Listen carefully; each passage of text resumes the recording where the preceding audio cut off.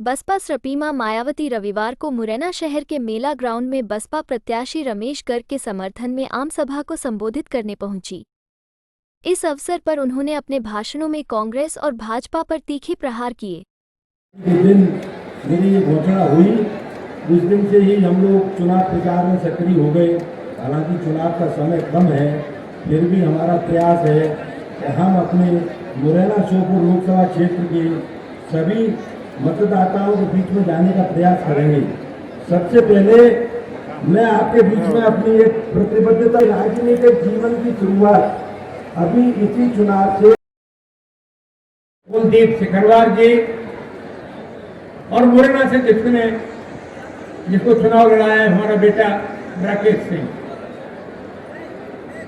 अभी जिनसे हमारी पार्टी की ताकत बढ़ी, जो पहले भी बहुजन समाज पार्टी के वरिष्ठ नेता रहे, ऐसे भाई राम प्रकाश राजौरिया जी यहां पर विशेष रूप से गर्मामयी उपस्थिति दे रहे राष्ट्रीय स्तर के अध्यक्ष अग्रवाल समाज के श्री मित्तल जी, यहां पर उपस्थित भाई और बहनों, मैं आप सबसे एक ही विनती करना चाहता हूं। मुरैना विकास के रथ पर सवार था, तेजी से चल रहा था, बहुत कुछ करना बाकी था। हॉस्पिटल बना, मेडिकल कॉलेज नहीं बना। पटियाला महाराज जी पे हॉस्पिटल बना, लेकिन भवन नहीं बन पाया। हॉस्पिटल का तो बन गया। शनिचरा मंदिर, लखनदास महाराज जी या जितने भी आवागमन के स्थान है, वहां सब जगह जाने की व्यवस्थाएं तो हुई है, मेरे मन जैसी नहीं हुई। शहर की गंदगी दूर हुई, नाला नंबर 1, नाला नंबर 2, ये सब कुछ हुआ।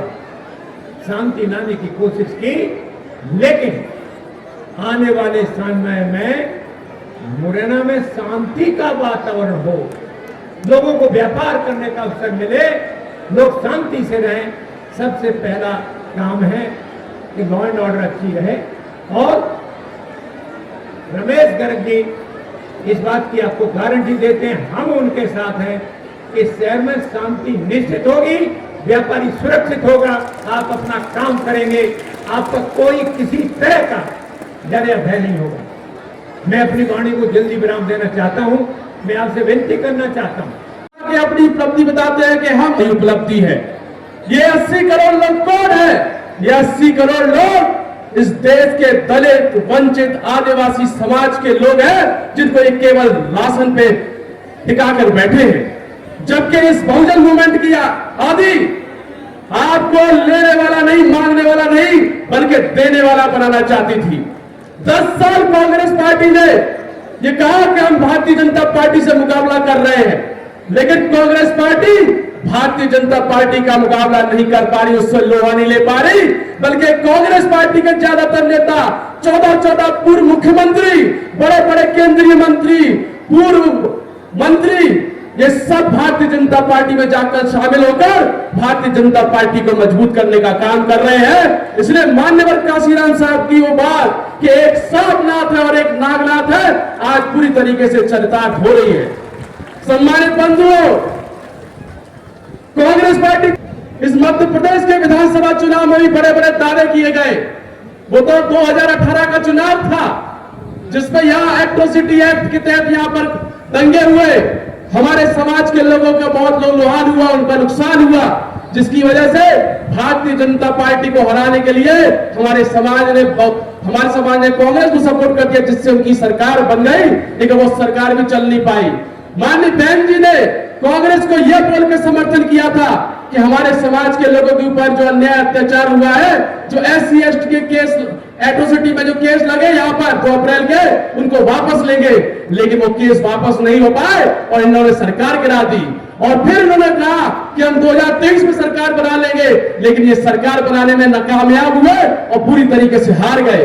आज इस मंच के माध्यम से मैं बड़ी ताकत के साथ ये कहना चाहता हूं और बड़े होशो हवास में कह रहा हूं कि मध्य प्रदेश में कांग्रेस की स्थिति गुजरात जैसी हो गई है। जिस तरीके से गुजरात में कांग्रेस भारतीय जनता पार्टी का मुकाबला नहीं कर सकती, उसी तरीके से मध्य प्रदेश में भी अब कांग्रेस पार्टी भारतीय जनता पार्टी का मुकाबला नहीं कर सकती। कोई भी जातिवादी पार्टी हो तो सारी की सारी पार्टियां काफी बिखरी हैं। और तभी से इन सभी पार्टियों ने अंदर अंदर एक होकर बीएसपी को आगे बढ़ने से रोका, बीएसपी को आगे बढ़ने से रोका है। और ये सोचकर कि कहीं बीएसपी केंद्र की सत्ता में आसीन हो गई तो पूरे देश के अंदर जो दबे कुचले लोग हैं तो उनकी स्थिति, जो खराब स्थिति है, उसमें काफी सुधार आ जाएगा। तो जिससे लेकिन कांग्रेस, बीजेपी, अन्य सभी विरोधी पार्टियां ये बिल्कुल नहीं चाहती हैं जो गरीब और दबे कुचले लोग हैं उनकी शैक्षणिक, सामाजिक, आर्थिक स्थिति में सुधार आए, ये बिल्कुल नहीं चाहती हैं। इसलिए बीएसपी को कमजोर करने के लिए इन सारी विरोधी पार्टियों ने बीएसपी को कमजोर करने के लिए, खास तौर से जब से यूपी में बीएसपी की पूर्ण बहुमत की सरकार बनी, तब से सारी विरोधी पार्टियों ने अंदर अंदर एक होकर बीएसपी को कमजोर करने के लिए इन्होंने रास्ता क्या निकाला कि बहुजन